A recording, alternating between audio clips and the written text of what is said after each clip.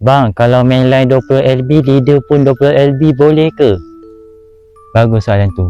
Tapi sebelum saya jawab soalan ni, kalau korang yang belum follow, tolong follow dulu, like, comment and share. Sudah, terima kasih. Pertama sekali, apa fungsi leader? Leader ni menutupi kelemahan tali branded ataupun tali benang korang. Sebagai contoh, mengelakkan tali branded atau tali benang korang cepat meletup bila berlaku ketegangan tinggi seperti ikan ambil secara mengejut. Leader ni membantu menyerap kejutan supaya tak ada berlaku ketegangan yang tinggi pada tali, atau secara ringkasnya supaya tak mudah putus. Jadi berbalik kepada soalan, kalau mainline 20LB, leader pun 20LB boleh ke? Bagi saya boleh je, tapi kena ikut dengan target ikan.